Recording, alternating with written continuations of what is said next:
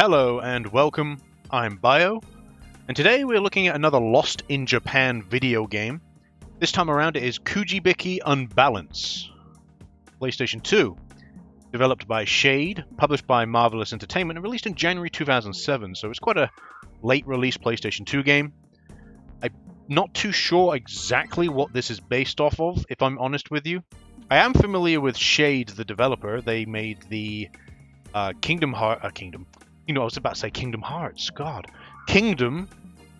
specifically Kingdom PSP game. They've also made a lot of other different like anime fighting games, anime like 3D beat 'em up kind of style games over the years. So I'm gonna go do a quick search because I'm not really. The cover leads me to believe it's based off some kind of anime.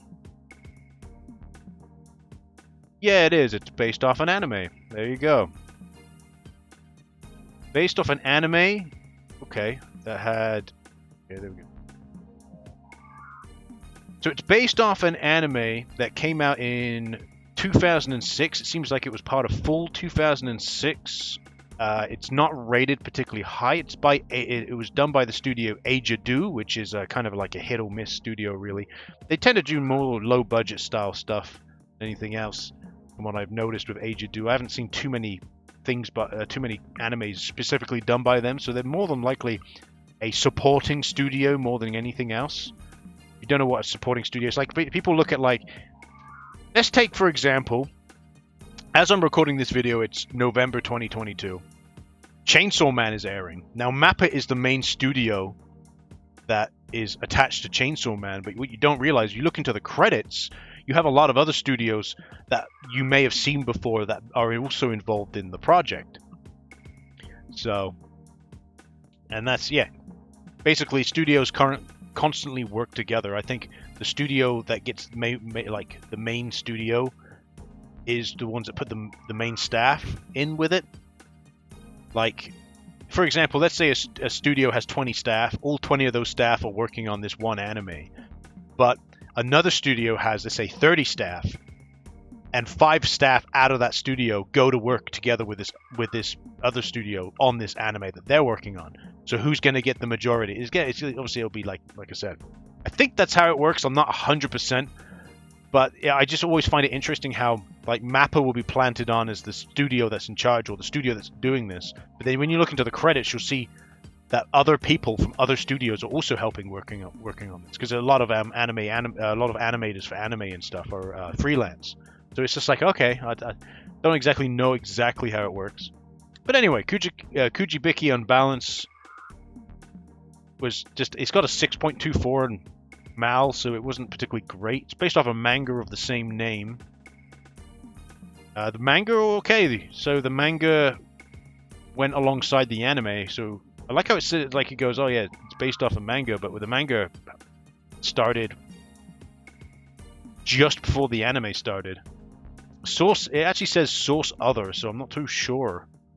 Based off a game? Is it based off? I'm not too sure what it's exactly based off of.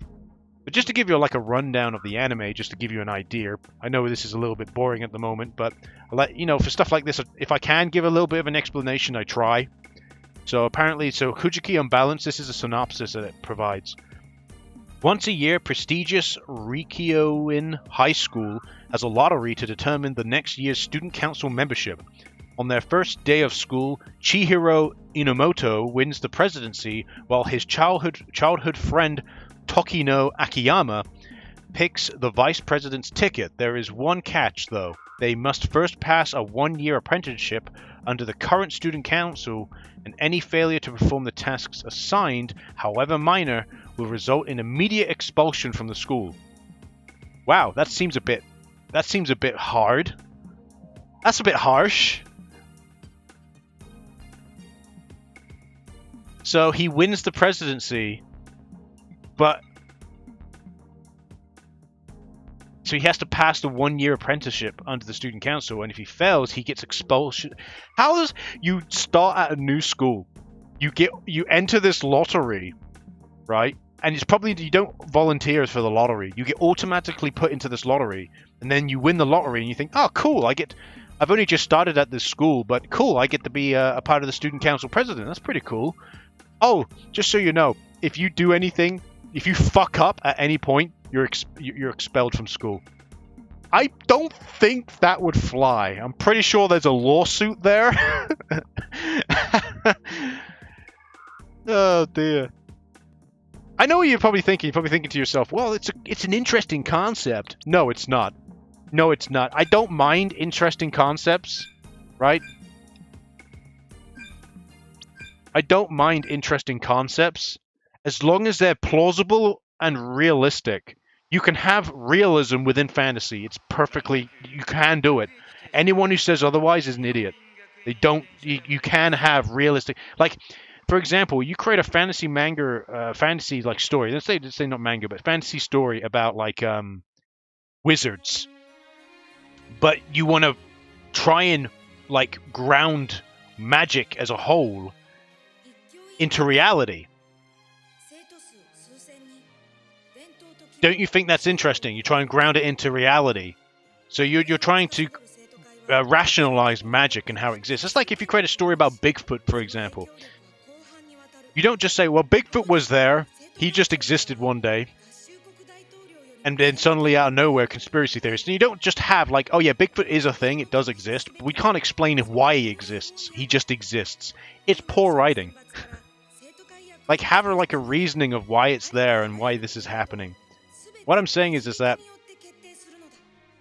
the story would be infinitely more interesting if the synopsis stayed the same for this story, right? The synopsis stays the same, but the catch is that the protagonist, the one that's been selected as part of the lottery to become a part this bloke of the student council president. Right, he becomes a member of the student council, right? And he's only just started at the school.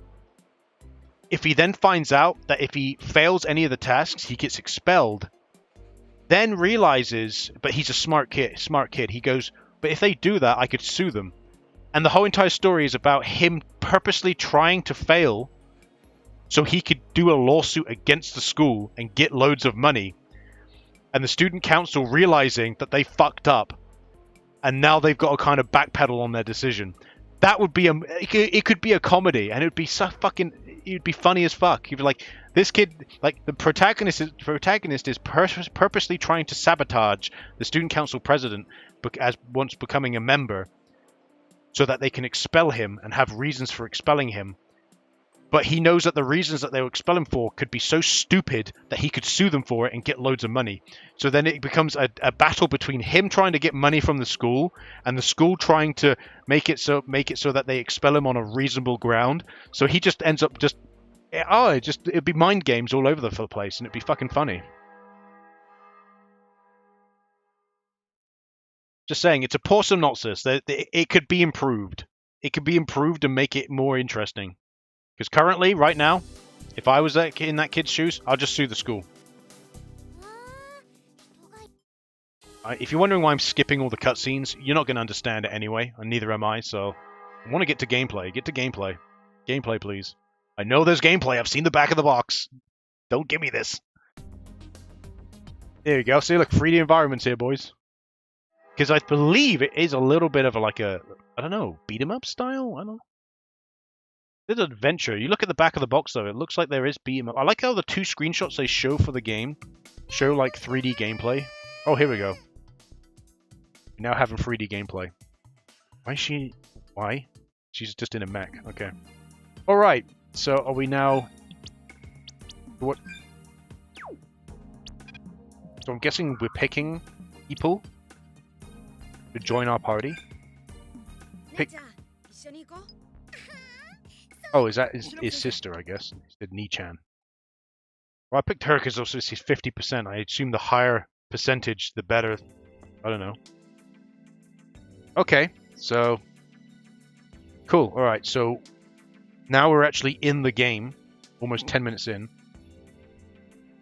Graphically speaking, it's... basically what I'd expect from Shade, if I'm honest. Perfectly fine. Okay. This looks like a dude that would do like a lottery kind of thing. I think. Okay, and he's a store. It looks like potentially would heal you. Okay, can't go this way. Right, so let's go here. I guess we're going into like a dungeon. I don't know. I don't know what exactly we're expecting to go into this. Again, I picked these games because they look interesting. I did look at the back of the box to make sure like it wasn't a visual novel. And there we go. Okay, we're now going into something. All right. So I think I've got the dude's sister with him. She's got like a baseball bat with nails in it. We've got also this like science teacher dude, I think. He's taller than them, so I assume he's a teacher. And he's got like, I don't know, basically like the apparatus that holds like beakers. Science lab equipment, basically, as a melee weapon. Fantastic. Yep, okay. I'm not going to understand the tutorial anyway, so who cares? Okay, so yeah, it's like a mystery dungeon style. Go across. Now we're actually getting into gameplay. Okay, this is what I wanted to see. So this is also part of the gameplay. Oh, and they're going around and collecting stuff. Cool.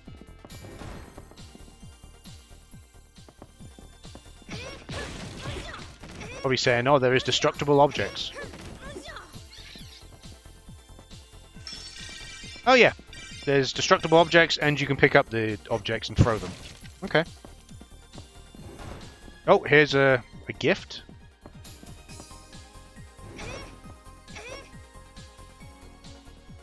This is going to give me an item of some kind.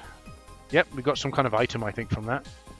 So yeah, it's just running through like the basics of the game. I like this. It's show and tell style of tutorial. Here's an enemy, beat the enemy. Here's an enemy with stuff in the room. Oh yeah, you can pick up this stuff and throw it at the enemy and do stuff with it. Okay.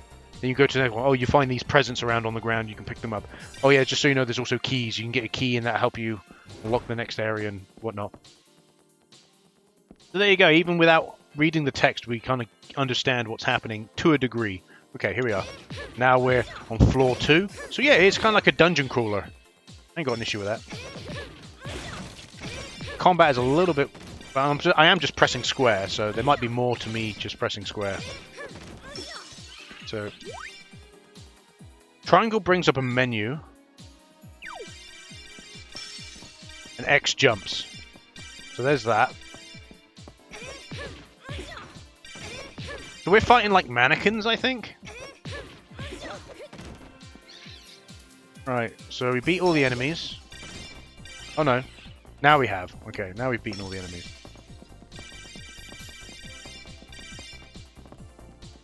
And I think my ratio for them is getting higher. As you can see, like he was at 0, I think, and now he's at like 5.4%.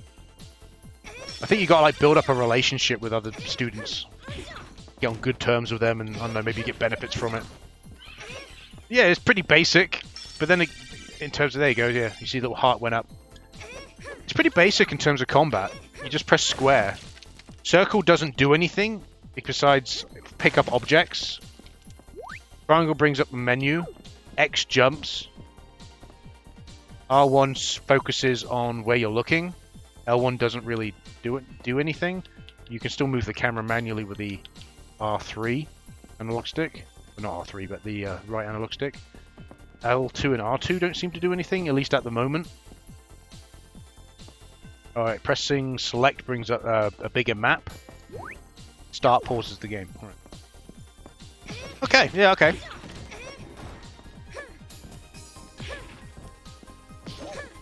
Oh, do not have flying enemies with combat like this.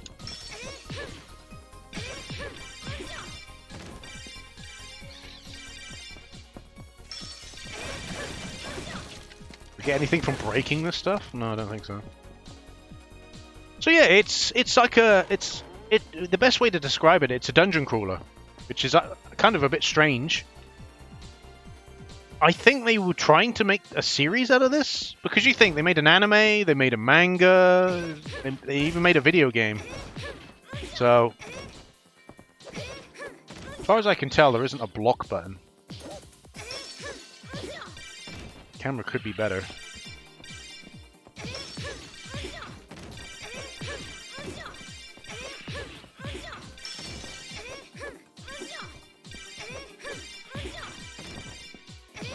There isn't a lock-on, but then I don't feel like really you need a lock-on. Like I said, it's okay. It's basic. It's a budget anime fighter. But not budget anime fighter. Budget anime 3D beat 'em up. That's the best way to put it, really. That is basically what this is.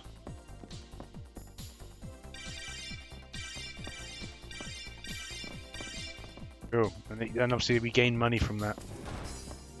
Oh, more enemies. Yeah. I don't really like the idea of aerial enemies, mainly because they don't really work. Then again, they do come down to the ground. I do like how it's kind of like a dog in a way. It's a flying pencil sharpener. Well, yeah, in case you're wondering what that was, it's a flying pencil sharpener with pencils as wings. Is interesting. Cool, so we got an item, I'm guessing, from that. Let's continue on.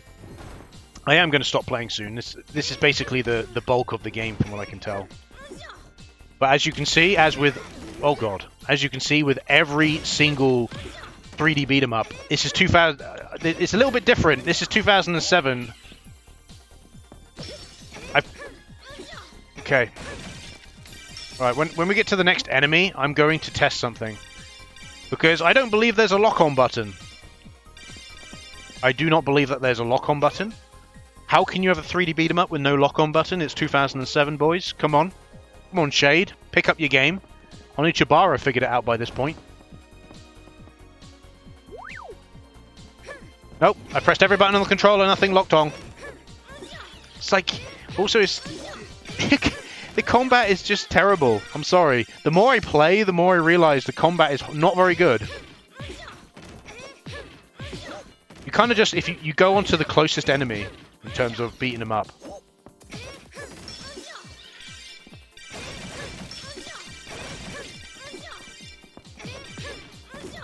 There's no point even, like... The camera needs to spin around a bit faster. A little bit. Yeah, if I'm honest with you, if I'm completely honest with you, I can't really fault the game. I do find it's a little bit jank, mainly because, and I'll tell you the reason why it's jank. It's jank because it feels just like a budget anime game. Like, literally, you have one attack, maybe you can get better weapons later on down the line, but this is your only attack. You can jump and attack as well. No combo in the air. Keep in mind there's no lock-on button. I've pressed every button on the controller. Doesn't seem to do anything. I guess you can pick up items and throw them. But what's the point? It's just a bit pointless. There we go. I think we finished. Unless we're going to get to a boss. I'm not too sure. You've gone for a very, like... I guess... I don't know what word it would be. Cutesy looking character design, I guess. Kind of reminds me of the Majoka, whatever series from Shaft. Right, now we're battling a boss, I'm guessing. There's a boss? Oh, we have a cutscene. Okay.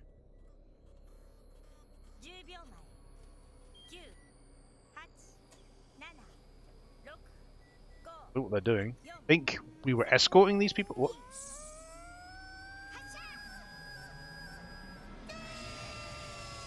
Oh, is she actually the mech? I don't know. So weird.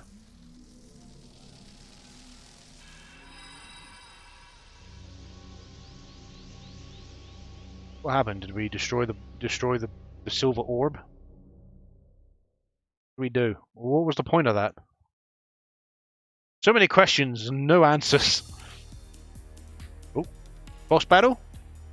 Music's changed. Or is that it?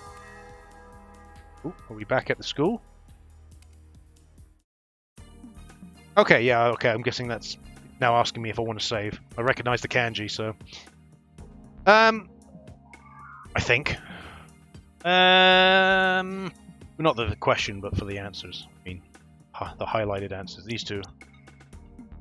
Yeah, it just feels like a budget anime fighter, really. A little bit basically in the same kind of vein like the Buso Renkin game. You remember Buso Renkin? Ugh. I think that was developed by Shade as well, strangely enough. I think.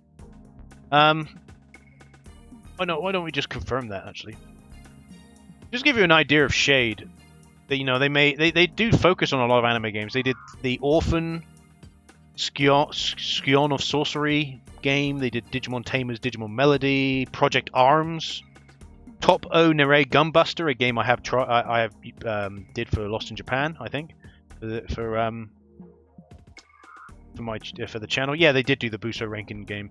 Boku no Beat, Darkness Century, Tekabito, which is also another anime, I think. Oh no, it's not actually. Tekabito is looks like maybe an original IP. Sure, it's a strategy. They don't really make strategies.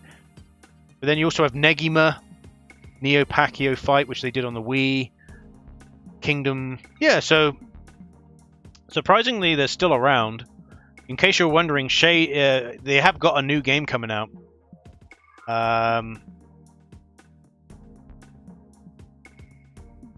That's coming out in December, this 2022. Obviously, I'm recording this in November 2020. And that's Samurai Maiden, which is published by D3 Publishers. So they are still making games. The last game before that they made was Bullet Girls Fantasia, which is available on Steam. They also did Gun Gun Pixies on the Switch, which, whoa, 46 Metacritic, wasn't received very well then. So yeah, they kind of just a budget developer really. So they basically did mainly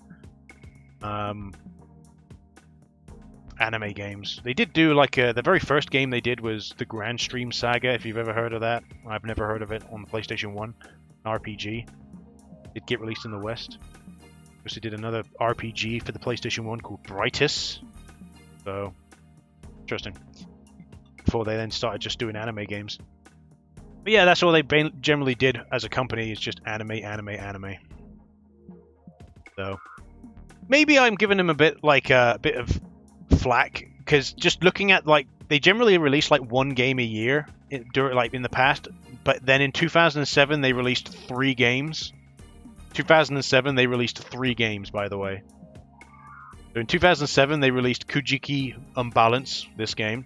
They released the Negima Wii game, and they released Buso Renkin. So maybe that's the reason why the quality of this game is not great. Maybe. I'm just saying, maybe. But anyway, I'm going to stop playing. Kujibiki Unbalance, it's okay. It's just a budget anime 3D beat 'em up game with dungeon crawling elements, I guess. That's what they're going with. So it doesn't play particularly well. It's a bit janky. Yeah, there's not much polish here, if I'm honest. But yeah, I've been Bo. Thanks for watching, and I'll see you again. Goodbye.